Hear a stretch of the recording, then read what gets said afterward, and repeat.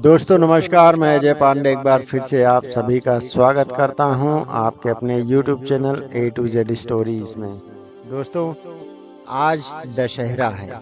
आज है 12 अक्टूबर 2024। आज के दिन दशहरे का मेला हमारे जिले सुल्तानपुर यानी कुशभवनपुर में धूमधाम से मनाया जाएगा। इसी में आज हम आपके लिए इस वीडियो में लाए हैं दशहरे के मेले की एक कहानी, जो कि पूर्णिमन वर्मन की कहानी है। बहुत पुरानी कहानी है, हम लोगों ने काफी किताबों में पढ़ा होगा। आइए आज पुरानी यादों को एक बार फिर से ताजा करते हैं और दशहरे के मेले की ये कहानी मैं आप सबको सुनाता हूँ। अगर आपको अच्छी लगे तो कृपया मित्रों में भी शेयर कर उनके बचपन की यादों को ताजा जरूर करें। मौसम बदल रहा है और हल्की हल्की ठंड पड़ने लगी है। इसी बीच ना जाने कैसे छोटू बीमार पड़ गया। मोहल्ले के सारे बच्चों में उदासी सी छा गई। सबका दादा और शरारतों की जड़ छोटू अगर बिस्तर में हो तो दशहरे की हलचल का मजा तो वैसे ही कम हो जाता है। ऊपर से अब की बार मम्मियों को न जाने क्या हो गया है। रमा आंटी ने कहा कि अब की बार मेले में खर्च करने के लिए 20 रुपए से ज्यादा नहीं मिलेंगे। तो सारी की सारी मम्मियों ने 20 रुपए में ही मेले का रेट बांध दिया। मेला ना हुआ, आय का इनाम हो गया। 20 रुपए में भला कहीं मेला देखा जा सकता है। यही सब सोचते सोचते हेमंत धीरे धीरे जूते पहन रहा था कि नीचे से कंचू ने पुकारा, हेमंत हेमंत, चौक नहीं चलना है क्या? हेमंत और मोनू भागते हुए नीचे उतरे और जल्दी से मोटर की ओर भागे, जहां बैठा हुआ स्टैचू पहले ही उनका इंतजार कर रहा था। दुर्गा पूजा की छुट्टियां हो गई थी। मम्मी जी के घर के मामा जी के घर के सामने वाले पार्क में हर शाम को ड्रामा होता था। हेमंत, कंचू और सोनू इन छुट्टियों में शाम को मामा जी के यहाँ आ जाते थे, जहाँ वे ममेरे भाई स्कैटू के साथ ड्रामा देखते, घूमते फिरते और मनोरंजन करते। हर बार सबके नए कपड़े मिलते और घर भर में हंगामा मचा रहता। अब की बार कंचू ने गुलाबी रंग की रेशमी फ्रॉक सिलाई थी और ऊंची एड़ी की चप्पलें खरीदी थी।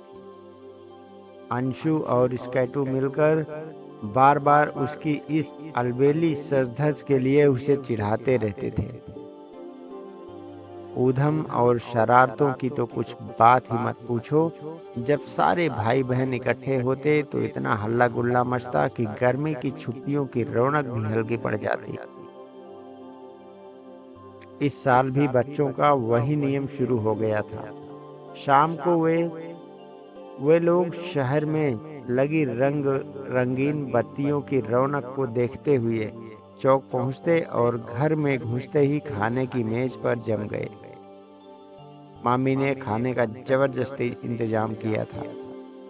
आशू के पसंद की टिक्कियां, कंचू के पसंद के आलू और स्कैटू की पसंद की गर्मा गर्म कीड़े मूंगफली की खुशबू घर में भरी थी। रवि की सफेद रंग के रसगुल्ले मेज पर आए तो सबको रवि की याद आ गई। रवि, ओ रवि, नाश्ता करने आओ, मामी ने जोर से आवाज दी। आया माँ, रवि की आवाज सबसे ऊपर वाले कमरे से आई। अरे रवि, ये ऊपर क्या कर रहा है? कंचू ने अचरज से पूछा।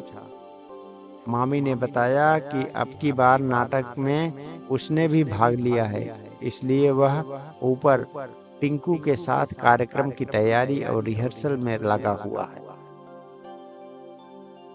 थोड़ी देर में पूरा मेकअप लगाए हुए टिंकू नीचे उतरा तो सभी उसे देखकर खिलखिलाकर हंस पड़े। टिंकू ने शर्माकर मुंह फेर लिया। हमें अपने नाटक में नहीं बुलाओगे? हेमंत ने पूछा। तो क्या तुम्हें हमारे नाटक के टिकट नहीं मिले? रवि ने अचरज से कहा। टिकट तो सारे स्कैटू के पास थे। अरे हाँ, जल्दी जल्दी, मैं तुम्हें देना भूल गया। स्कैटू ने गिनकर 3 टिकट आशु, सोनू और कंचू के लिए निकाले। सोनू ने पूछा, बिना टिकट नाटक देखना मना है क्या? रवि ने कहा, मना तो नहीं है, लेकिन कुर्सियां हमने टिकट के हिसाब से लगाई हैं। अरे तुम लोगों का अभी तक का नाश्ता नहीं खत्म हुआ? देखो, रामदल के बाजे सुनाई पड़ने लगे। नाश्ता खत्म करके बिना घूमने नाश्ता खत्म करे बिना घूमने को नहीं मिलेगा। फिर रात के 12 बजे तक तुम लोगों का कोई अता पता नहीं मिलता है, मम्मी ने रसोई में ही चिल्लाकर कहा। जल्दी जल्दी खा पीकर वो सब ऊपर के छज्जे पर आ गए। मामा जी ने दल पर फेंकने के लिए ढेर सारी फूलों की डालियां खरीद ली थी। उन्होंने राम लक्ष्मण पर डालियां फेंकी, राम दल का मजा लिया और नीचे आ गए। पार्क में पहुंचे तो नाटक शुरू ही होने वाला था। सबने अपनी अपनी कुर्सियां घेर ली। थोड़ी देर में दर्शकों की भीड़ इतनी बढ़ गई कि पूरा पार्क भर गया। कुर्सियों के आसपास खड़े लोग कुर्सियों पर गिरे पड़ते थे, मानो तिल रखने की भी जगह नहीं थी। इस सब से घबराकर सोनू घर चलने की जिद करने लगा।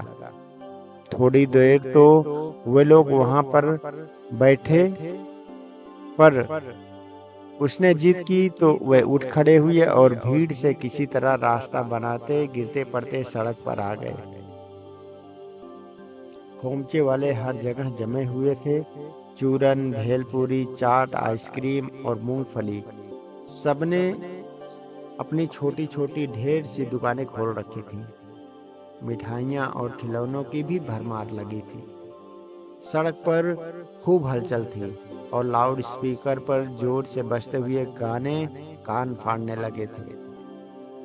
आशु ने एक मूंगफली वाले से मूंगफली खरीदकर अपनी सारी जेबें भर ली और सभी बच्चों को अपने पसंद की चीजें खरीदने दी।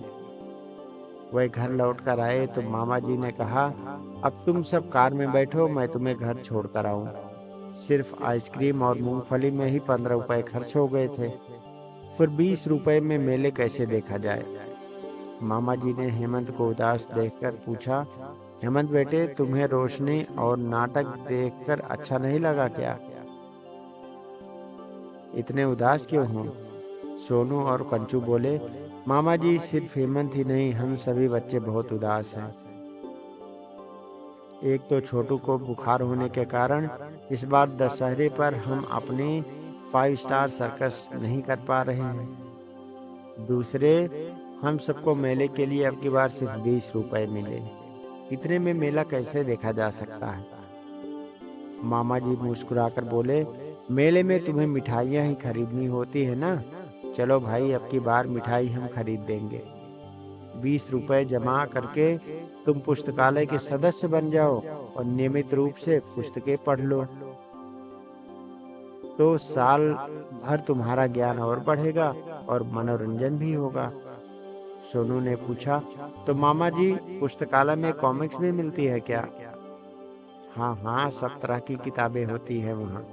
कॉमिक्स से लेकर विज्ञान तक हर विषय की किताबें वहाँ तुमको मिलेंगी। कल सुबह तैयार रहना, तो तुम्हें पुस्तकालय दिखा दूंगा। बच्चे घर लौटे तो मेले की मिठाइयाँ भूलकर पुस्तकालय की बातें करने लगे। सामने दुर्गा जी का मंदिर में अष्टमी की आरती की घंटे बजने शुरू हुए तो दादी जी ने याद दिलाया, आरती लेने नहीं चलोगे क्या? यह पुकार सुनकर बच्चे दादाजी के साथ आरती लेने चले गए और इस तरह उन्होंने मेले में बहुत सारा आनंद लिया। तो दोस्तों, आपको ये वीडियो कैसा लगा हमें कमेंट में अवश्य बताएं, और वीडियो अच्छा लगा हो तो कृपया मित्रों में शेयर करना ना भूलें। मिलेंगे एक नई कहानी में एक नई रोचक जानकारी के साथ। तब तक के लिए नमस्कार, प्रणाम, जय हिंद।